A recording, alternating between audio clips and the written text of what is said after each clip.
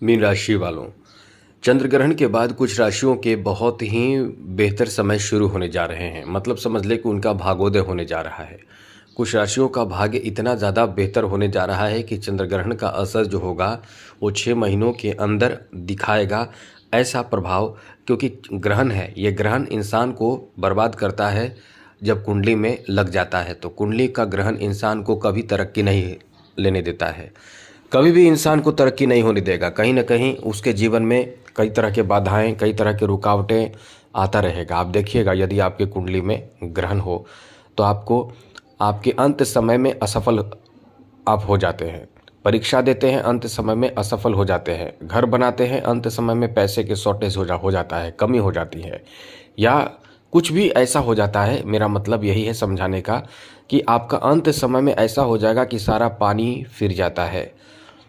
इसलिए ग्रहण का जो असर होता है वो बहुत ज़्यादा मायने रखता है। अब ये ग्रहण का असर ख़राब भी होता है, अच्छा भी होता है। अब इसका असर जो है वो 6 महीनों के अंदर दिखा देता है। तो 6 महीनों के अंदर आपके ऊपर किस तरह का प्रभाव पड़ेगा ग्रहों का, यानी ख़ास करके चंद्र ग्रहण का, हम आपको यही बताएंगे। कहाँ कहाँ फ़ायदा मिलेगा, लेकिन यही है कि माला माल बना देगा। तो चलिए हम आपको विस्तार से बताएंगे, लेकिन उससे पहले मेरा आपसे एक छोटा सा निवेदन है कि चैनल को सब्सक्राइब जरूर कर लीजिएगा, जिससे कि डेली आपको नवीन और ज़रूरी जानकारी मिलता रहेगा। इसलिए वीडियो के नीचे सब्सक्राइब लिखा बटन दबा दे, घंटी दबा दे और लाइक भी ज़रूर कर दीजिएगा, जिससे कि वीडियो जब भी अपलोड हो सबसे पहले आपके पास पहुँच जाए, वीडियो छूट ना पाए। तो चलिए चैनल सब्सक्राइब रखिएगा, जिससे कि डेली आपको नवीन जानकारी मिलता रहेगा। तो सबसे पहले समझ लीजिए, ग्रहण समाप्त हो चुका है, ये चीज़ आप समझ चुके हैं। ग्रहण समाप्ति के बाद आपने निश्चित रूप से दान किया होगा, स्नान किया होगा, घर की सफाई किया होगा। ये सब आपने नहीं किया है तो कर लें। और यदि आप वीडियो लेट से देख रहे हैं, देर से देख रहे हैं, तो याद रखिएगा ये चीज़ आपको करना बहुत ज़रूरी है जो हम आपको बता रहे हैं।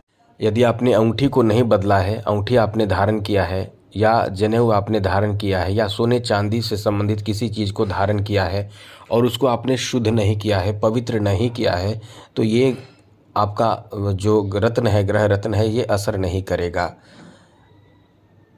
इसलिए इसको निकाल दीजिए। जब भी आपको ये वीडियो मतलब आपके पास जाए, वीडियो सुनिए, देखिए, इसको निकाल दीजिए। जितने भी आपने रत्न, ग्रह रत्न पहना है और सोने चांदी आदि के आभूषण पहना है, उसे निकाल करके शुद्ध कर दीजिए। बस केवल ऐसा नहीं कि पहने पहने धोना नहीं है। कुछ लोग पहने पहने तो स्नान कर लेते हैं, तो तब तो शुद्ध हो गया, ऐसा नहीं। जो रत्न है, जो तावीज़ है, उसे आपको निकाल लेना है, उसको शुद्ध कर लेना है, पवित्र कर लेना है। कैसे करना है? गंगा जल से स्नान कराना है। और यदि कोई तावीज़ हो तो गंगा जल से स्नान कराइए, यदि कोई अंगूठी हो तो गंगा जल से स्नान कराइए, वरना आभूषण हो तो बस केवल गंगा जल से शुद्ध कर लीजिए।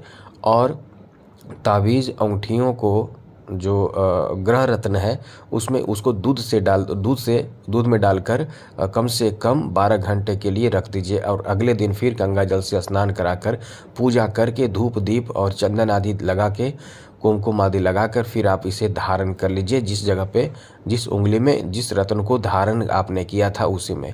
ऐसा करने से फिर पुनः उसमें शक्ति आ जाती है, वरना ये फिर बेकार आप पहने हैं। हम आपको बहुत अच्छी जानकारी देते रहते हैं, इसलिए हम आपको फिर से याद दिला रहे हैं। चलिए अब आगे हम आपको ये जानकारी दे दें कि ये जो ग्रह मतलब चंद्र ग्रहण लगा है, इसका जो प्रभाव होगा बहुत बड़ा होगा। किस तरह का प्रभाव होगा वो समझिए। ग्रहण आपके 12वें भाव में लगा है, तो 6 महीनों के भीतर आपके लिए कोई बहुत बड़ी चुनौती आपको फेस करने पड़ सकते हैं। और वो चुनौती जो होगा वो आपके लिए बहुत सकारात्मक होगा, लेकिन उसके लिए आपको मतलब मेहनत और जद्दोजहद संघर्ष करना पड़ेगा, आसानी से नहीं होगा। आपको क्या मिलेगा? आपको बाहरी क्षेत्र से कोई बहुत बड़ा काम, जैसे कि नौकरी में प्रमोशन, नौकरी से संबंधित कोई बड़ा काम, या आपके नौकरी से निष्कासित कर दिया गया है और आपने अब तक कुछ नहीं किया है, तो आप आगे की कार्रवाई के लिए आगे बढ़ें, फिर से प्रयास करें। वहाँ आपका काम बनने की संभावना भी बहुत ज़्यादा है, आपके नौकरी लगने की संभावना भी बहुत ज़्यादा है। नौकरी आपका लग सकता है, नौकरी में प्रमोशन भी हो सकता है। इसके लिए आपको यहाँ से मतलब घर बैठे नहीं रहना है, प्रयासरत रहना है। ये आपके काम 6 महीने के अंदर बना देगा। यहाँ प्रभाव आपके लिए बहुत अच्छा है, इसलिए इस प्रभाव को कम हल्के में ना लें। इसे आप छोड़ देंगे तो आपका बस काम जैसे है वैसे रह जाएगा। इसलिए आप इस बात का ध्यान ज़रूर रखें। साथ ही साथ ये चंद्र ग्रहण है, जहाँ आपको लाभ बड़ा मिलना चाहिए वहाँ आपको लाभ नहीं मिलेगा यदि आपने आलस किया और साथ साथ आपने किसी दूसरे की बातों में आकर कार्य को छोड़ दिया या गलत रिश्ते मतलब गलत तरीके से आगे बढ़ा, मतलब लालच के चक्कर में। जैसे कोई 100 रुपये को 500 रुपये बनाने का लालच दे रहा है, वहाँ से आपको सतर्क रहना है। बाकी जो आपके लिए स्थिति बनेगी वहाँ बाहरी लोगों के साथ आपके रिश्ते बनेंगे। यदि आप इस समय बिजनेस व्यापार बाहर कर रहे हैं, अपने जन्म स्थान से दूर जाकर कहीं दूसरे राज्य में या दूसरे शहर में या दूसरे देशों में कर रहे हैं, तो वहाँ आपका बहुत नाम होगा, वहाँ आपका काम बहुत अच्छा होगा, वहाँ आपके सेल आपकी बिक्री बहुत ज़्यादा बढ़ेंगे, लोगों के बीच में आपकी पहचान बनेगी, लोग आपका सम्मान बहुत ज़्यादा इस समय करेंगे, आपके प्रोडक्ट का वैल्यू बहुत ज़्यादा बढ़ेगा। और फिर आपके ऊपर जो दबाव था, आपके ऊपर जो आर्थिक दबाव आ रहा था, पैसे की कमी या आपने कहीं लोन आदि लेकर रखा है, धीरे धीरे उस दबाव उस लोन को भी आप पूरा करने की स्थिति में रहेंगे।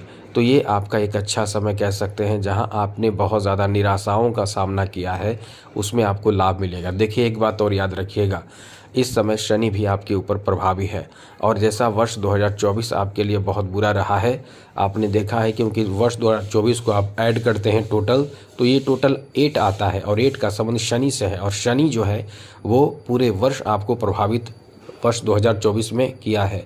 तो ऐसे में आप निश्चित रूप से परेशान हुए होंगे, तो इन परेशानियों से बाहर निकलने की कोशिश आपको अब करना चाहिए। अब आपको कोशिश यही करनी चाहिए कि जो ग्रहण लगा है उस ग्रहण का असर आपके ऊपर जो कुछ नेगेटिव भी है, जैसे स्वास्थ्य से संबंधित थोड़ी परेशानी होगी, सर दर्द होगा, आंखों से संबंधित परेशानी होगी, माता से आपकी किसी बात को लेकर बहस झगड़े, ऐसी स्थिति भी माता से आपकी बनेगी। तो कहीं ना कहीं, क्योंकि चंद्रमा मन का कारक है, मन भी आपका बहुत ज़्यादा भटकेगा। आप जहाँ रहेंगे वहाँ से लगेगा कि यहाँ से कहीं दूर चले जाएं, घर पर रहेंगे तो लगेगा बाहर चले जाएं, बाहर रहेंगे तो लगेगा घर पे जाएं, मतलब आपका दिमाग थोड़ा इधर उधर करेगा। लेकिन लाभ की बात है तो ये आर्थिक लाभ आपको बहुत अच्छा देगा, माला माल बना देगा। ऐसे में कहीं यदि कोई जैसे कि क्योंकि 12वें भाव का संबंध सीधे आपके खर्चों से है, तो ये सही जगह पे खर्च यदि आप करते हैं, अच्छे जगह पे खर्च करते हैं, जैसे यदि आपको लगता है कि कोई कपड़े में खर्च कर रहे हैं, कोई चीज़ को घूमने फिरने में, मतलब ऐसा खर्च जिसमें आपको कुछ फ़ायदा मिल सके वही खर्च करें, वरना खर्च ना करें, तो समय अच्छा रहेगा। पैसे आप सेव करें, पैसे को सेव करने से आपके लिए एक समझ लें कि कॉन्फिडेंस भी बढ़ेगा और कहीं ना कहीं आप टेंशन से राहत प्राप्त करेंगे। तो ये एक अच्छा बदलाव का आपका समय है, इसका फ़ायदा ज़रूर उठाइए, आपका समय बदलेगा। और एक चीज़ हम आपको बता दें, डेली शिव जी को जलाभिषेक कीजिए, डेली कीजिए, मेरा आपसे एक अनुरोध है, डेली कीजिए शिव जी को जलाभिषेक, थोड़ा सा गुड़ डालकर। फिर और हाँ, और कुछ डालना चाहते हैं तो उसमें इत्र डालिए। हम आपको दावे के साथ कहते हैं कि आपका जो नसीब खराब कहते हैं, कि आपके कहते हैं कि हमारे पास पैसे की कमी है, लोन आ गया है, जीवन अच्छा नहीं चल रहा है, जीवन में उदासी परेशानी है, जितने भी कष्ट परेशानी आपके हैं, बस केवल इतना ध्यान रखें, 1 लोटा जल ले लें, उसमें पीला चंदन डाल दें और उसमें थोड़ा सा यदि संभव हो तो दुर्वा यानी दूभी डाल दें। हम जितना बोल रहे हैं उसमें से जो आपसे बन सके वो करें। थोड़ा सा आप उसमें गुड़ डाल दें, गुड़ डाल दें, और संभव हो तो थोड़ा दूध डाल दें, संभव हो तो मध डाल दें, मध यानी मध डाल दें, और संभव हो तो आप उसमें दही डाल दें, और जितना चीज़ संभव हो ज़रूर डालें। लेकिन यदि आपके पास कुछ ना हो तो केवल गुड़ आसानी से दुकान में मिल जाते हैं, वो डालकर प्रत्येक दिन शिव जी को अर्पित कीजिए और प्रणाम कीजिए।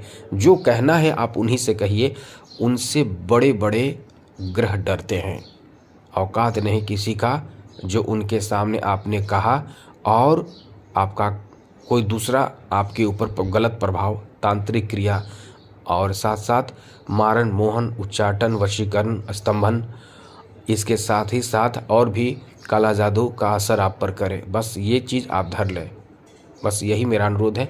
और नवरात्र आए तो नवरात्र भी जरूर कीजिए। तो आपका समय बेहतर हो, मंगलमय हो, खुशियों के साथ बीते। इसी के साथ जय माता दी, राधे कृष्णा, ओम नमः शिवाय।